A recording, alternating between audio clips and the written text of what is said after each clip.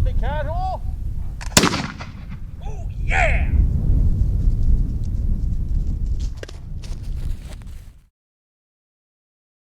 In 1534, King Henry VIII broke from the Church of Rome.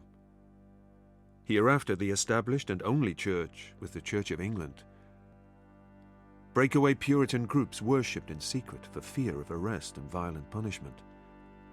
Among those breakaway dissenters were a devout group known as the Separatists, who believed in the literal word of the Bible and in simple and plain worship. Persecuted and hounded by authority, they fled England in 1609 and sought sanctuary in the Dutch city of Leiden. Here they lived and worked for the next 11 years. It's 1620, and the Separatists hold a secret worship under the light of a bright full moon. They sing a song of hope and freedom as they look to the future.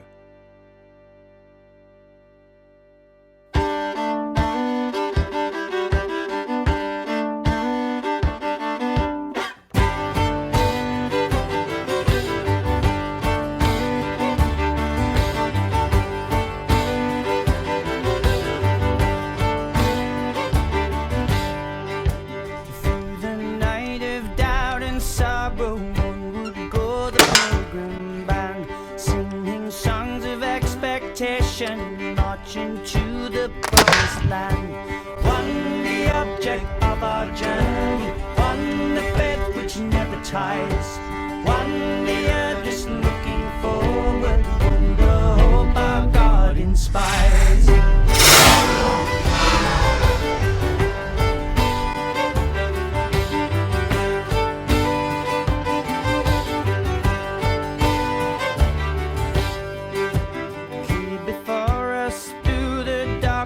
Gleams and burns the guiding light. Pilgrim clasp the hand of pilgrim, stepping through that fearless night.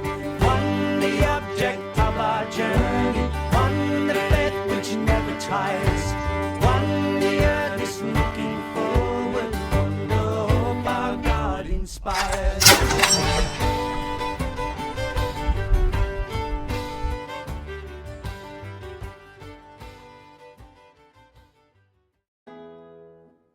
Well, hello, ladies and gentlemen. Welcome to another episode of the 11 Bang Bang channel.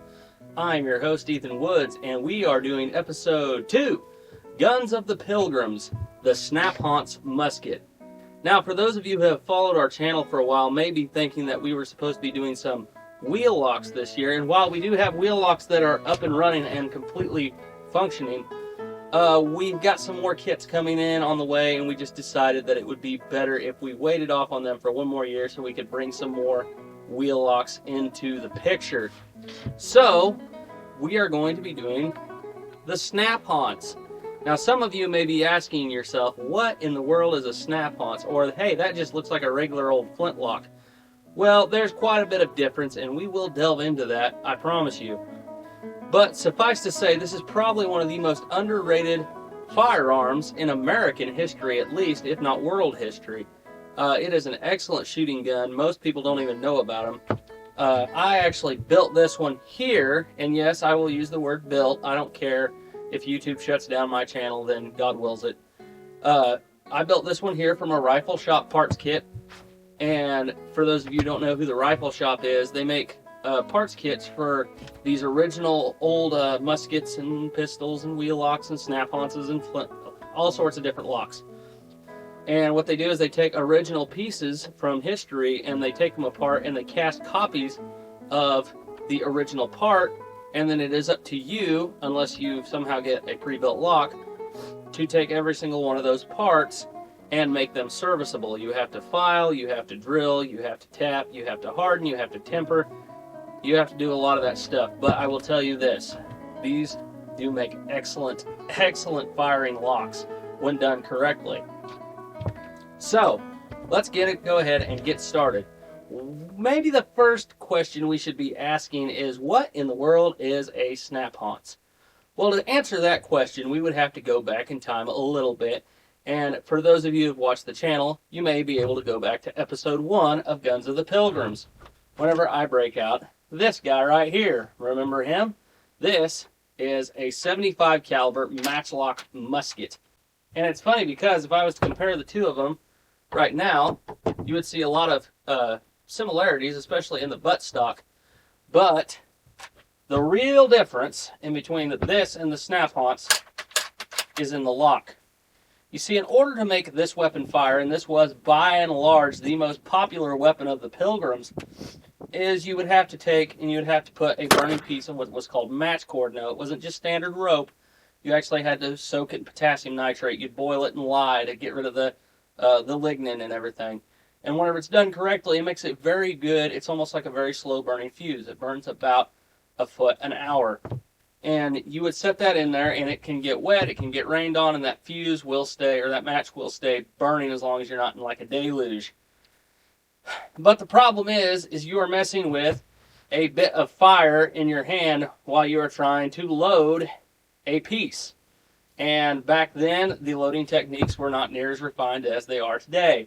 You might be using, sometimes they carry powder bags, and you put a pinch of powder in there, close it up. They did have paper cartridges, so you could bite the tail off the cartridge, charge your musket, and then put the ball down the barrel. But a lot of times they would talk about loading from the mouth, where they would carry the shot in their mouth and just spit it down the barrel. And this was a very common weapon in Europe throughout the 16th and 17th centuries. It was extremely effective. It was one of the most underrated. I still say this is one of the most underrated firearms in world history right here. But it was meant to be used with pike and shot formations. And what that means is you would have a row of pikes in front to protect the musketeers. The musketeers would be behind, and they would fire either sometimes through or over, depending on the terrain, the pike formation into the enemy line. When the Pilgrims showed up to Plymouth, this was going to be the most common firearm you would see. You would have to carry your match cord with you. You would have to keep it lit. They did have match boxes. They had ways of getting around it. But the point of the matter was that if your match cord went out, or you lost your slow match, or something like that, especially if your match cord went out.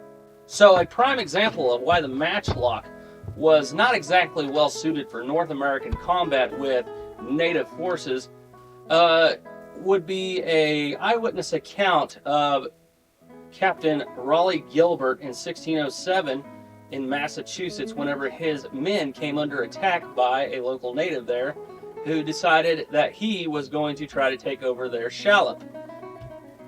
The savages, perceiving so much subtlety, devised how they might put out the fire in the shallop, by which means they saw they should be free from the danger of our men's pieces. And to perform the same, one of the savages came into the shallop, and taking the firebrand which one of our company held in his hand, thereby to light the matches, as if he would light a pipe of tobacco, as soon as he had gotten it into his hand, he presently threw it into the water, leapt out of the shallop, and Captain Gilbert, seeing this, suddenly commanded his men to their muskets, and targeteers too from the head of the boat, and bade one of the men before, with his target on his arm, to step on the shore for more fire. The savages resisted him, and would not suffer him to take any, and some others holding fast to the boat rope, that the shallop could not pot off. Captain Gilbert caused the musketeers to present their pieces, to which the savages, seeing this presently, let go of the boat rope for fear of death. So we can see that while the musket was definitely a psychological weapon, and why I even say that the smooth bore matchlock was superior to the bow and arrow in North America, because of the fire, the smoke, the noise. It was a great psychological warfare weapon. It had some major downfalls, especially if your match went out. So there were some people, I would say that it was a technological advancement on the Pilgrims' part, but it was not. It happened many years beforehand. Matter of fact, there were two improved weapon systems, ignition systems, that came out just about the same time. One of them, the first one, was the wheellock. And I will tell you this right now, I have built 3 wheellocks at this point. The wheellock has a lot of issues. It is not better than the modern, we call a flintlock. The British and the people of the time would have called it French lock. The wheellock is not superior to the French lock or the standard flintlock that you would have like on an American long rifle or something like that. the wheellock has a lot of issues. Namely, in the fact that while this is admittedly superior to a matchlock, it has some issues, especially whenever it comes to things like reliability. These guns have some severe reliability issues. You got to have the perfect iron pyrite, because these guns don't run on flint, they run on fool's gold or iron pyrite. And then in there lies the other problem.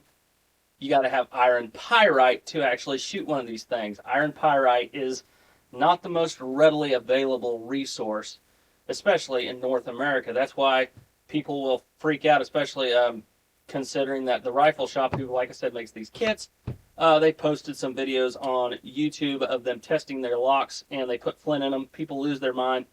I was talking to Jesse, and he was showing me some firsthand accounts of North America where people did use flints in their wheellocks, because you're not going to get fool's gold just anywhere. And while this is hard on the gun, and it actually will destroy the wheel over time, you know, whenever it's a life or death situation, it's definitely worth a thought.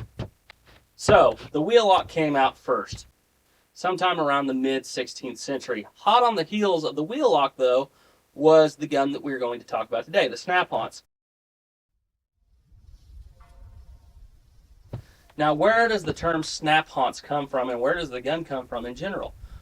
Well, the gun actually comes from northwestern Europe, but it has roots that come from Morocco and Russia. And if you see a lot of those North African muskets that they made for 300 years, you will see what I'm talking about whenever I say this, that there is some inspiration. But this design here is strictly a northwestern Europe design. And the name Snaphaunce in and of itself, this is what I think is kind of interesting, is that the modern flintlock, which I have a lock that I built here for the wall gun, that's why it's so monstrous. This part, a lot of people have referred to as the hammer. Traditionally in the 18th century, this was referred to as a cock, because it resembled a cockerel, or a rooster as we call them nowadays. Back in the day, they were called cockerels or cocks. The Snaphaunce actually has kind of the same thing, except for in the Dutch language, the word rooster, instead of cock back in the time, or cockerel, was the han, which I think is interesting, considering han is very close to the English word for hen, which is a female chicken. But the name literally means the snapping rooster. So there you go, that's where the name comes from. And like I said, this gun does originate from northwestern Europe. There was a modification of this gun that came out just about the same time that the Norwegian, Scandinavian style lock came out in Scotland, and we call it today the Scottish lock. And it's very similar, but it's got a few differences. I'm not going to delve into all of those right now, but suffice to say that Snaphaunce, this lock, this gun originates from the Netherlands, Scandinavia, and Norway. That's where these guns were very, very popular. And the reason why we know that they were some of them with the Pilgrims is, well, for one, they were documented, but if you study your history, you'll know that the Pilgrims, who were a Puritan band, they were a break-off of the Church of England, they left England and they fled to, where else? Holland, the Netherlands. And they got a lot of Dutch influence while they were there. And I do believe that they picked up some firearms while they were there, because we see references later on whenever it comes to Miles Standish's documentation of what all was on the Mayflower as far as weapons. He talks about firelock. A firelock was an English word for a self-igniting lock. And a wheellock, it could be a wheellock, it could be a Snaphaunce, it could be a doglock, because there were some doglocks or English locks on board. We really know that he was more likely talking about the Snaphaunce, because we have a reference to a lot of flint on the Mayflower as well for guns. And so Miles Standish, by the way, actually had his own Snaphaunce. Then we have a story about how Miles Standish and two other men were holding off a group of raging warriors while the other men were trying to get their matches lit. You would generally want to have 2 or 3 guys armed with self-firing, self-igniting locks, whether it be a wheellock, a Snaphaunce, or an English lock, gun to cover everybody else while they were trying to ignite their match cord. And as time would go on in the New England colonies and even in Jamestown, Virginia, time would go on, the snaphance would really become front and center of the stage whenever it came to military small arms and civilian small arms, because it's just a better system. It's more reliable than the matchlock. It's more reliable than the flintlock. It's simpler. Well, no, it's not simpler than the matchlock. It's slightly simpler than the wheellock, even though there's a lot of wheellock inspiration in this gun. And we will talk about that in a second when we get a close-up of the internals of the lock. But it is all in all just a better piece. And eventually in 1632, a decree was put out that while you could still personally own a matchlock for your personal collection, all military, all militia arms were to be fire locks. They were to be snaphaunces or English locks later on. The English lock, there were very few of them to start out with, and they slowly got more prevalence. But the English lock, aka doglock, the snaphaunce, or a wheellock. And by 1675, in certain places of North America, matchlocks were banned out and out. You were not allowed to own a matchlock. You had to have a firelock. And when we get into King Philip's War later on, the snaphaunce is really going to show how effective it is in warfare. And I think this is interesting because at this time period, North American colonists are better armed than most European armies. Most European armies are carrying still matchlocks. But because that pike formation works so well, pike and shot formation works so well, you know, I don't know, if you read into the 17th century history, there's a lot of cool stuff about that. Read into the English Civil War, the 30 Years' War, the 80 Years' War. That pike and shot formation was very, very effective until, you know, we get into times of like Carolus Rex and all that. But anyhow, suffice to say that this gun would have really it was really popular right from the get-go. This was the gun you wanted. If you came to North America and you had the option, even though it's cheaper than the wheellock, it's more expensive than the matchlock, this is the gun to go to, in my opinion, and that's kind of why what everybody else eventually thought too, I believe. Another reason why this is better than the wheellock is with the wheellock you have to carry around a spanner wrench. You don't have to carry around a spanner wrench with this. If you lose that spanner with the wheellock, congratulations, you have a club. But with this one, you don't need really any other tools aside from some tools for maintenance and tools for changing out flints and whatever. But to actually fire the gun itself, it's truly self-igniting. So how were these guns generally loaded? Well, you're going to see in this video me shooting a lot in the background, and what I'm shooting is actually a Francis Bacon recipe for gunpowder, which is a completely different ratio. If you want to know what that was, kind of go back to the old Matchlock video. It's the same stuff. It's a different ratio. It's a musket powder. It's a little less powerful. It's quite a bit less powerful. It's not compressed. It's actually serpentine powder. And you were to load half the weight of the ball, which is 240 grains if you're shooting a 69 caliber ball. But these were not just shot with round ball. Matter of fact, you will see round ball start to drop off very quickly here in North America for a few reasons. You see a high-powered musket ball going at, for that time, very high velocities, carrying a lot of mass, was made for penetrating armor. Here in North America, your adversary is not so much likely to be wearing clothes, let alone armor. And so guys would eventually start going to what they called swan shot, which was just lead melted into a spoon with a hole in it. It would drip through into a bucket of water, and it would look like a swan neck. It would look like a teardrop, and they would load them with swan shot. And it was quite effective. We do have references of using 2 round balls, goose shot, buckshot. There's a lot of different things that were loaded into these to fight with because, like I said, you don't have to really worry about armor. Now, eventually, these would become a problem for the new American colonists.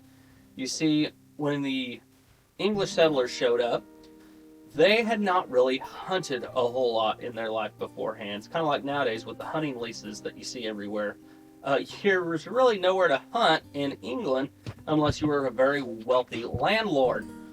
And so most of the Puritans obviously are not that. They show up here, a lot of them do not know how to hunt. Now, saying that, I'm not saying they didn't know how to fight. especially in Jamestown, there's been so many myths about that place, about how they were weak and didn't know what they were doing and blah, blah, blah. They landed in the middle of a drought. They had all of their livestock killed by the Powhatan, and they were basically starving to death, and they still, some of them managed to survive. A lot of them were mercenaries. Anyhow, I had to go get that rabbit and hunt him down before he got away from me. But suffice to say, these people were not weaklings. They simply did not know how to hunt very well.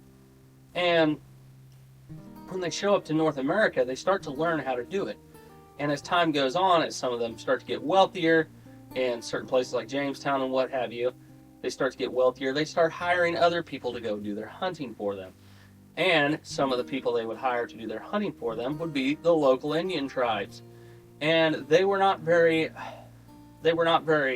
adept to the whole idea of currency. So the best way to pay off somebody to go hunting for you was to give them a musket. And that really starts to become a problem after a while, whenever you start to see the local natives are just as well armed as you are, because they've been doing all this hunting and they've collected all these firearms. And there you have it. Now you actually have a peer, what we call today a peer-on-peer engagement. So enough talking about the Snaphaunce and its history. Let's go ahead and take this puppy apart and see how she works. What do you say? So I went ahead and I've actually taken the lock out of the gun, and I've got right here to compare it to is another lock that I've built. This is for a British wall gun. No, not all flintlocks are this huge. A matter of fact, if I was to put one down next to it, you would see just how dramatically large the Snaphaunce is, but this is for a 100 caliber gun, guys. But it also does help display a little clearer how this system works. So this is a traditional flintlock, and some of you guys are going to be very familiar with this system. But the way it works is we have a tumbler, which is right in here. It's down in there. It comes through the cock, and then it is held. The cock is held in place by a screw. Cock is sitting on a square hole, or the cock has a square hole through it, which the tumbler has a square fitting that will fit into that square hole so it doesn't slip. And then it's all held in place. Now this is something I really want you to pay attention to. It's all held in place by this bridle, which is held in by these two very large screws. Okay. And what this does is it stabilizes the tumbler. So as we cock this gun, and I want you to pay attention to the bottom here, as the tumbler rotates, that is the half cock notch. It is actually cut into the tumbler so that the sear cannot come out of the half cock notch. Also, by the way, you have a spring right here that is putting constant pressure on the backside of the sear, which is creating pressure going up on the front, which is forcing it to go into these notches. Now that is the full cock notch. Now you will see we build a lot of pressure up here in our mainspring, and when we go to prime the gun, we have a one-piece frizzen, aka hammer, that whenever you pull the sear will come out of that notch, allowing the tumbler to rotate under the force of this massive spring. And then as the cock falls down and the flint hits the hammer or frizzen, it will create sparks and throw it all open in one motion like such. Okay, pretty simple. Now let's talk about the Snaphaunce. Okay, so you'll have to forgive a little bit of rust in here. I haven't gotten to taking this apart and clean it properly yet, but I have got most of the fouling knocked off. It's been raining on us while we were shooting today. Surprisingly, this gun works very well in the rain. But anyhow, so let's talk about the Snaphaunce. So the Snaphaunce does not have a tumbler. The Snaphaunce has a solid square piece that comes through here and hooks on to this, which is unironically called the bridle. And the bridle is under a whole lot of tension from this mainspring, this massive mainspring here. And what happens is as you cock it, there is no half cock. You're going to see there's a lot of different things moving in there. All right, there is the cocked position. Okay, so now that we've gotten it cocked, I want to show you the sear system back here. This is very similar to the wheellock sear system. So what we have here is we have two springs. One is L-shaped with a slight step on the other side. The other is just L-shaped, and they're held in place by that screw. So what they're doing is the short sear right here is L-shaped. we have a notch here, we have a step down here, and what happens is when you cock this, and I'll try my best to demonstrate it here with this massive mainspring, as the cock or the hone comes back, that short sear locks in place and keeps this long sear from rising up in the front. Now, why is that important? Because the long sear actually penetrates the lock plate, and you can see it right. You can see it right in there, and it is holding the hone or the cock in place. Now you can already see why this might be an issue. There is pressure on that cock to twist off of that lock plate. This might be why the flintlock was a better design in the long run. And there is a ton of pressure put on this right here. That's right, ladies and gentlemen. The most pressured point in the entire lock is held in place by a penny nail. So that's the sear system. And once we move up a little bit toward the front, we'll look at the door here. So the door is actually a very good fit. I fit that myself by hand. It's almost watertight. Evidently it must be pretty close because, like I said, we were shooting this in the rain and it was working quite well. And you will see right here, there's an arm hooked onto the bridle. And what happens is you got to time this just right. This might be why a lot of people have some reliability issues with their snaphaunces. You will close this. You'll see, oh, also I should mention, small spring right there putting pressure on this arm of the door. So when you close your battery, which is under spring tension right here, you are now ready to actually fire the weapon. But before we do that, I want to show you this really cool feature, which most flintlocks don't have. Seeing how this does not have a half cock, it does actually have a safety. And the way that works is, let's see if I can show you here, you will see our sear actually penetrates the lock plate. And when you throw the safety on, it blocks that sear. If I can get it to focus, it blocks that sear from moving forward. But if you take it off, it now will fire. And let's watch this all take place. Here we go. And there you have it. Sparks, throws the door open, and you have a boom. So, not necessarily as complicated as a wheel lock, but still a little bit complex, and a lot of timing has to go into the system.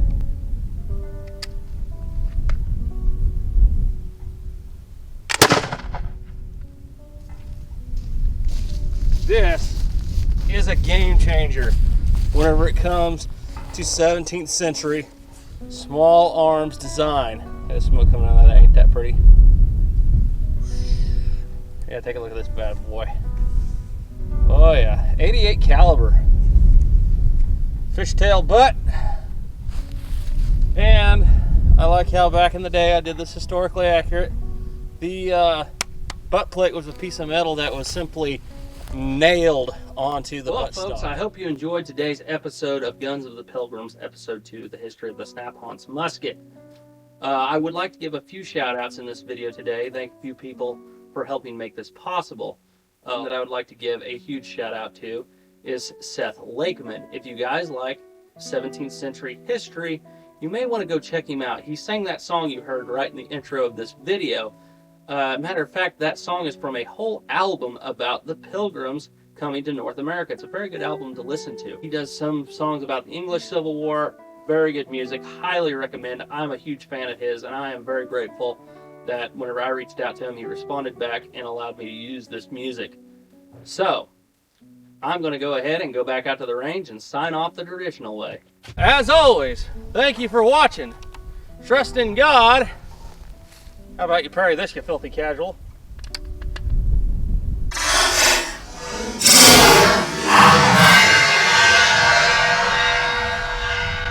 And keep your powder dry. Bye.